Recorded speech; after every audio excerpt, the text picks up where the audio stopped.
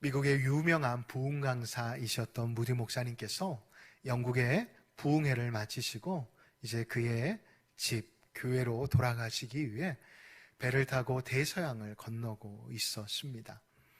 그런데 너무나도 피곤한 나머지 잠시 배에서 단잠을 청하게 되었다고 합니다. 얼마나 깊이 잠들었는지 배가 출발한 지 얼마간의 시간이 지난 뒤에 큰 풍랑이 일게 되었다고 합니다. 얼마나 큰 풍랑이 일었는지 배에 탔던 수많은 사람들이 겁에 질려 어찌할 바를 몰라 하고 있었다고 합니다. 함께 방에서 묵고 있었던 한 승객이 무디 목사님이 아무것도 모른 채 단잠을 자고 있는 모습을 보고 답답했는지 속상했는지는 모르지만 무디 목사님을 깨우며 이렇게 말을 했다고 합니다. 아니 여보시오, 지금 우리가 죽지도 모를 텐데 어찌 아무것도 모른 채 이렇게 잠을 잔단 말이오 라고 말을 건넸다고 합니다. 그러자 단잠에서 깨었지만 웃는 모습으로 이렇게 무디 목사님이 말하였다고 합니다. 죽게 되면 천국에 갈 것이요, 살게 되면 내가 그렇게 가고 싶어하는, 내가 쉴 수 있는 집이 있는 미국에 도착할 것입니다 라고 말을 했다고 합니다. 사랑하는 광남의 가족 여러분, 여러분들은 지금 여러분들의 삶의 자리 가운데 어떠한 문제와 어려움 가운데 봉착해 계십니까? 그 문제와 어려움 속에 여러분들은 어떻게 반응하고 계십니까? 하나님을 믿는 믿음으로 반응하십니까? 아니면 여러분들의 눈에 보이는 그 현상과 상황에 반응하고 계십니까? 오늘의 본문의 말씀을 보면 두 사람의 인물이 등장합니다. 오늘 앞선 본문인 2장 1절의 말씀을 보면 그 사람에 대해 여호수아와 라합이다라고 말씀하고 있습니다. 여러분, 이 두 사람은 어떠한 사람입니까? 이 두 사람은 결코 어떠한 접촉점, 하나가 될 수 있는 어떠한 모습을 찾아볼 수 없는 극과 극의 사람들입니다. 한 사람은 선택받은 사람입니다. 한 사람은 선택받지 못한 이방 여인입니다. 또한 한 사람은 그 당시에 가부장적인 사회였기 때문에 남성으로서 존중받고 사람으로서 인격체로서 인정을 받았던 사람입니다.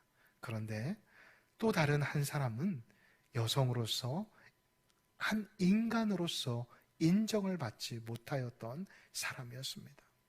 또한 한 사람은 한 민족을 이끌었던 리더였지만 한 사람은 어쩔 수 없이 가족의 생계를 위해 자신의 몸을 파는 직업 여성이었다라는 것입니다.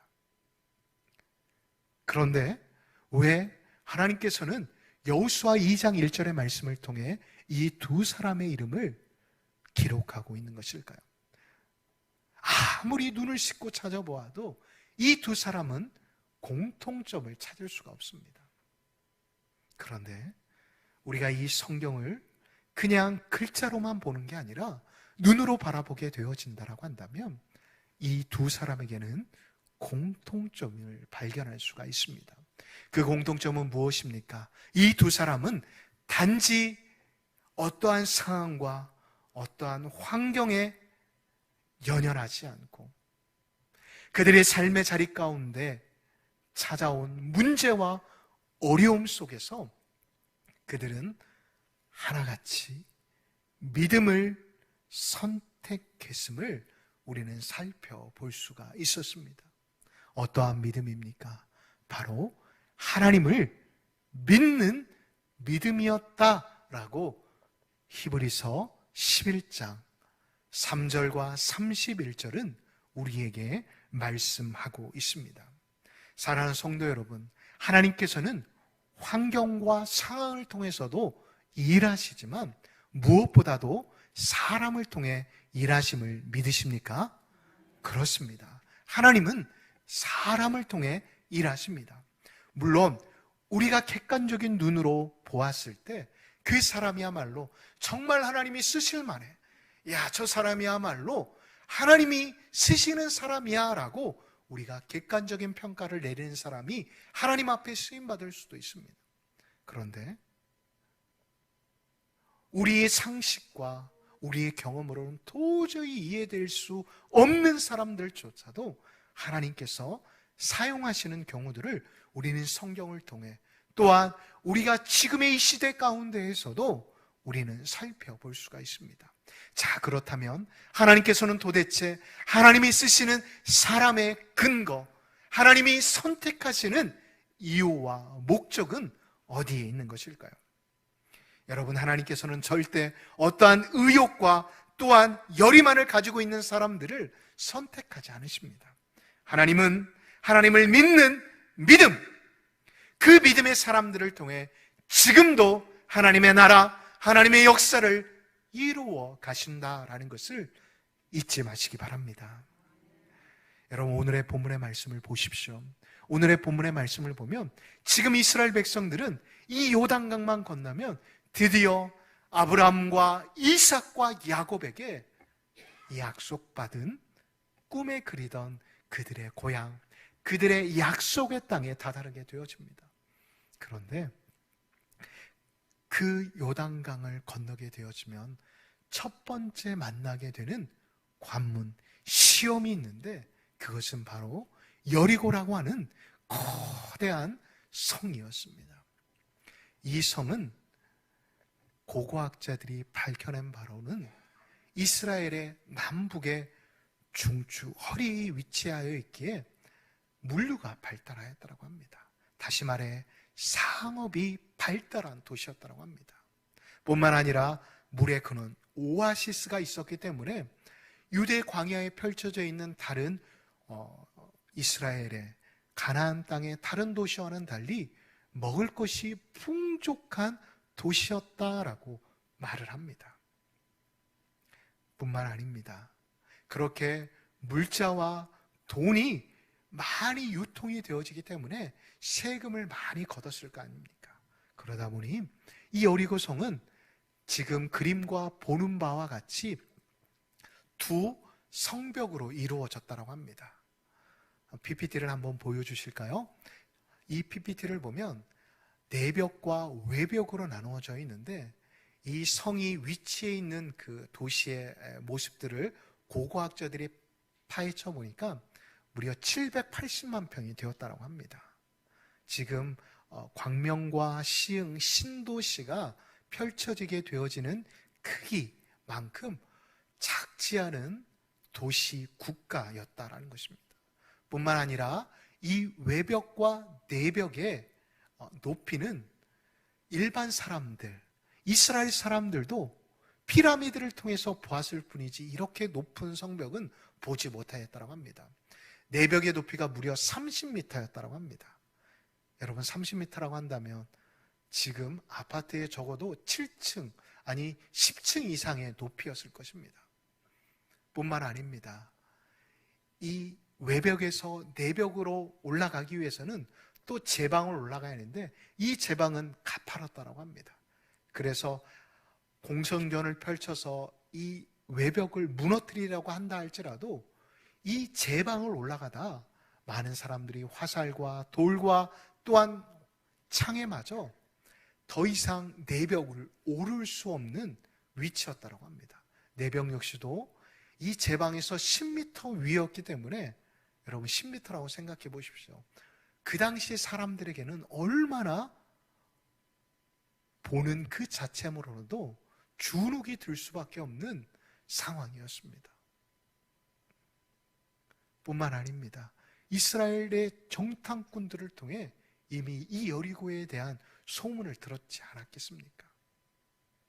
그럼에도 불구하고 하나님께서는 이 사람의 눈으로 보았을 때는 정복하기 힘들 것 같은 이 도성을 두 사람을 통해, 두 사람의 믿음을 통해 하나님은 하루아침에 무너뜨리게 하셨음을 오늘 본문과 본문 이후의 말씀은 우리에게 말씀하고 있다라는 것을 잊지 마시기 바랍니다.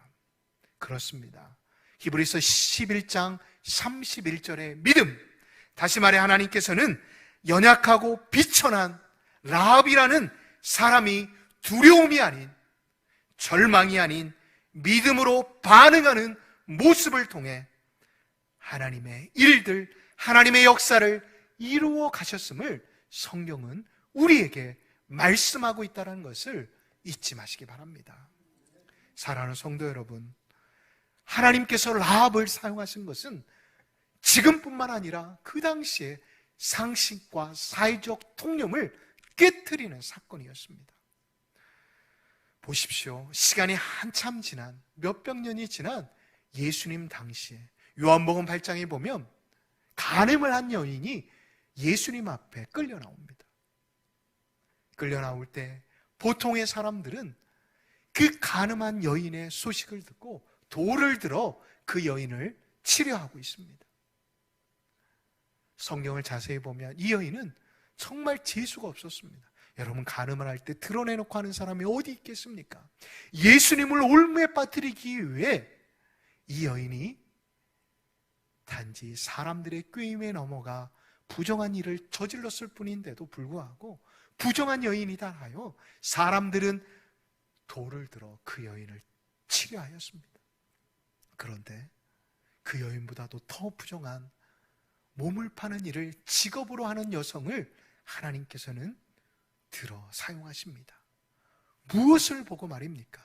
하나님은 단지 그 여인이 가지고 있었던 믿음, 하나님이 어떠한 분이신지를 믿는 그 믿음 하나로 그 여인을 사용하셨다라는 것을 성경은 우리에게 말씀하고 있습니다. 여러분, 기억하십시오. 하나님을 믿는 믿음 있는 사람은 어떠한 환경, 어떠한 사람이다 할지라도 하나님은 모든 것들을 초월하셔서 하나님의 일을 이루어 가심을 믿으시기 바랍니다. 자, 그렇다면 라합이 가진 믿음을 우리가 두 가지로 살펴보겠습니다. 우리가 다시 한번 히브리서 11장 31절의 말씀을 PPT로 보시고 함께 합독하겠습니다. 믿음으로 기생 순종하지 아니한 자와 함께 멸망하지 아니하였도다. 아멘. 여러분, 다시 한번 라합을 생각해 보십시오. 라합은 단지 하나님에 대해 소문으로 들었습니다. 다시 말해 이스라엘 백성들과 같지 않고 홍해를 건너고 또한 광야를 건너며 경험하였던 하나님이 아닌 단지 소문으로만 들었던 하나님입니다. 다시 말해 적은 지식으로 그는 최고의 신뢰를 하나님 앞에 보였던 여인이다라는 것입니다. 여러분, 하나님은 이 점을 주목하셨습니다. 라합은 지식은 적었지만 적은 지식으로 온전한 신뢰를 믿음으로 보였던 여인이었다라는 것입니다. 여러분, 여리고성에는 이 라합보다도 훨씬 지혜롭고 많은 지식을 가지고 있었던 수많은 천문학자와 또한 그 당시에 주술을 하는 사람들이 있었을 것입니다. 앞을 내다보는 예언한다라고 말하는 사람들이 있었을 것입니다. 그럼에도 불구하고 그들은 하나님과 이스라엘 백성들에게 주목하지 않았습니다. 수많은 이스라엘의 신에 대한, 이스라엘 백성들에 대한 이야기를 들었지만 그 성에서 오로지 한 사람, 이 라합만이 하나님의 이야기에 주목하였고 그 사람은 그 이야기를 믿음으로 받아들였다라는 것입니다. 이 행위에 대해 성경은 그녀의 믿음이다 라고 말하고 있습니다. 그녀의 믿음 말입니다. 그런데 여러분, 어느 목사님께서는 이 라합의 믿음에 대해 오히려 하나님보다도 두 정탐꾼이 더 놀라지 않았을까 라는 글을 보게 되었습니다. 그런데 저도 곰곰이 생각해 보니 그러지 않았을까 생각이 되어졌습니다. 여러분 한번 생각해 보십시오. 지금 이 정탐꾼은 발각이 되었습니다. 언제 끌려나갈지 모르는 상황입니다. 1분 1초가 너무나도 급박하게 흐르는 그 시간 속에서 단지 이 라합의 집에 머물렀다는 이유만으로도 라합뿐만 아니라 라합의 온 아버지와 가족들이 몰살당할 수밖에 없는 처지에 놓여 있었습니다. 그런데 이 정탐꾼들이 보았을 때 하나님에 대해 경험하지도 않고 단지 소문에 의해 들었던 하나님을 상천하지 하나님, 하늘의 하나님이요 땅의 하나님이라고 고백할 뿐만 아니라 그들을 숨겨주었고 그들이 안전하게 탈출할 수 있도록 줄을 내려주었다라는 것은 하나님보다도 이 두 정탐꾼이 라합이 적은 지식으로 하나님을 신뢰하는 모습으로 인해 더욱더 큰 감동이 되지 않았을까라고 하는 것입니다. 사랑하는 성도 여러분, 로이드 존스 목사님은 믿음이란 인격 속에서 분명히 그 모습이 드러난다라고 말하였습니다. 라합의 믿음을 보십시오. 9절을 한번 우리가 한번 눈으로 봐볼까요? 이 땅을 너희에게 주신 줄을 아노라. 라합의 믿음은 단지 감정에 의한, 어찌할지 몰라 그냥 시간에 쫓겨서 결단한 게 아니라 사실 팩트에 의한 믿음이었다는 것입니다. 그는 이스라엘의 하나님에 대해 다시 한번 말씀드리지만 소문으로만 들었습니다. 최강국 애굽을 누르시고 홍해를 건너게 하시고 또한 그 거친 광야를 40년 동안 걸었음에도 불구하고 오다라 헤어지지 않고 신발이 떨어지지 않게 만드신 하나님 말입니다. 그런데 11절을 보십시오. 다시 한번 말씀드리지만 그는 입으로 이렇게 고백하고 있습니다. 하늘의 하나님, 땅의 하나님이 자신의 하나님일 뿐만 아니라 땅과 하늘을 주관하시는 하나님이 여리고 또한 주관하시고 그 성의 주인, 진정한 왕은 하나님이십니다라고 고백하고 있다는 것입니다. 뿐만 아니라 마음이 녹았다, 공포에 사로잡혀서 지금 이 여리고 성 안에 있었던 모든 사람들은 전의를 상실하였습니다. 그런데 여러분, 여기서 주목해 볼 필요가 있습니다. 이스라엘 사람들도 분명히 두려움 가운데 있었습니다. 그래서 다시금 재차 2명의 정탐꾼을 보낸 것입니다. 어떻게 하면 성을 잘 공략할 수 있을까라고 생각해서요. 그런데 오늘 본문의 말씀을 보면 가나안이 더 두려워하고 있었음을 성경은 우리에게 말씀하고 있다는 것입니다.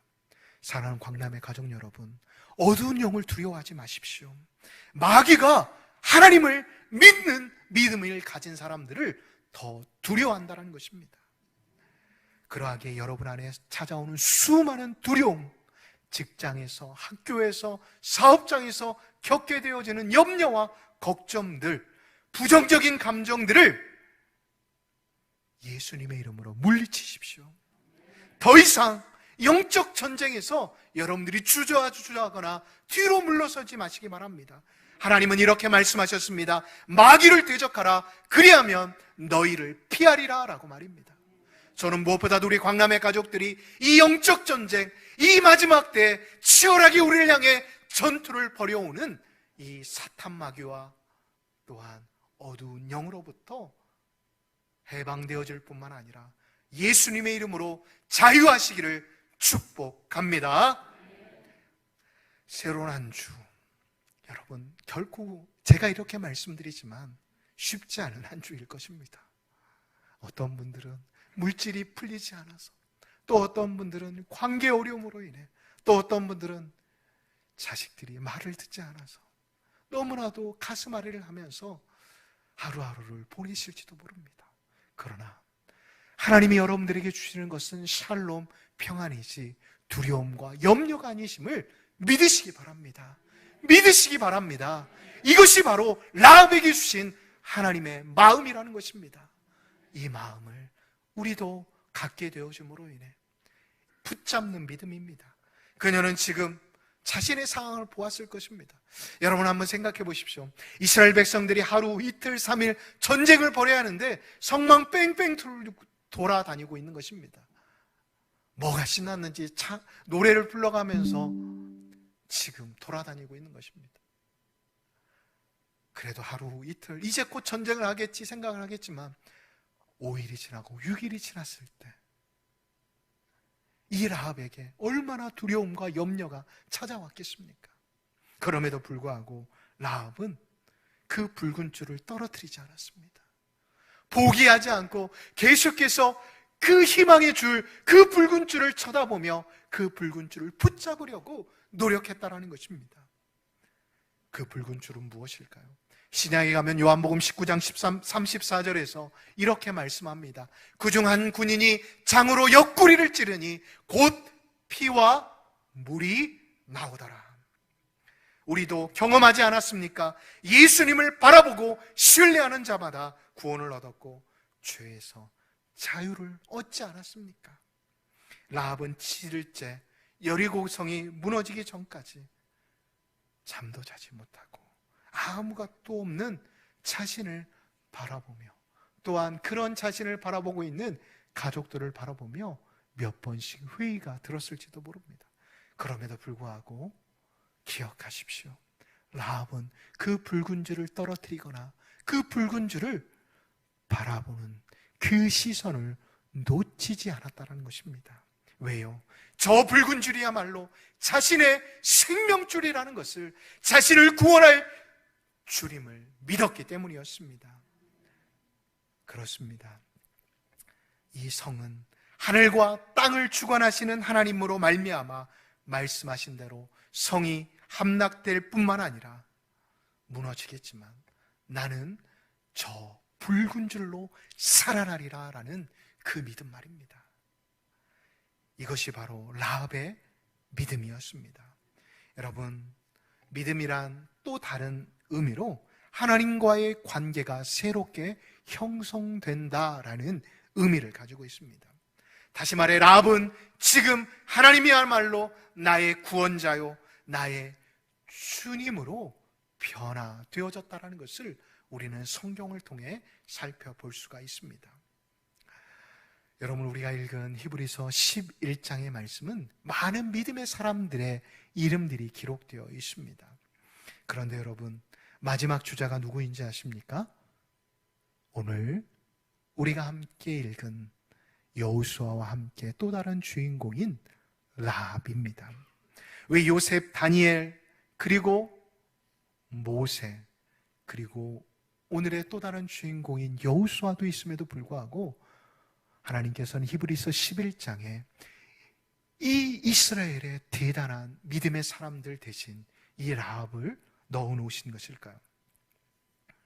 뿐만 아니라 그녀는 신약 마태복음 1장을 보면 예수님의 족보에 올라갔음을 성경은 우리에게 말씀하고 있습니다. 여러분, 다시 한번 생각해 보십시오. 여리고라는 도시가 어떠한 도시입니까? 풍족하였기에 사람들은 음란의 신과 물질 만몬주의에 빠져 흥청망청 살아가고 있었습니다. 그러니 성벽에 이런 몸을 파는 직업 여성의 집들이 있지 않았겠습니까? 다시 말해 너무나도 죄악이 물든 도시였지만 그 도시 속에서 가족의 생계를 위해 어쩔 수 없이 10대 후반의 나이에 몸을 팔 수밖에 없는 소녀 가장으로서의 살아가고 있는 한 여성이었지만 그는 자신을 구원해 줄 수 있는 분이 그의 아버지가 아닌 또한 그가 잘 알고 있었던 어떤 남성이 아닌 하나님이심을 믿었기에 그는 자신의 모든 것을 내어 던지고 그 붉은 줄을 붙잡았음을 잊지 마시기 바랍니다. 여러분, 그라에게 이 여인은 구원받았습니다. 뿐만 아닙니다. 오늘의 본문의 말씀은 결코 라합 한 사람만의 구원만을 말씀하고자 하시는 게 아님을 기억하시기 바랍니다. 하나님께서 라합을 통해 주시는 또 다른 중요한 메시지는 바로 라합 한 사람뿐만 아니라 라합 가족을 라합 한 사람을 통해 구원해 주셨다는 사실을 우리에게 말씀하고 계십니다. 여러분, 다시 한번 말씀드리지만 마태복음 1장을 보면 예수님의 족보가 나옵니다. 살모는 라합에게서 보아스를 낳고, 보아스는 오벳을 낳고, 오벳은 이새를 낳고, 이새는 누구를 낳았다고요? 다윗 왕을 낳았더라 라고 기록이 되어 있습니다. 다윗의 조상이 모세도 아니고요, 여호수아도 아니고, 다니엘도 아니고 누구라고요?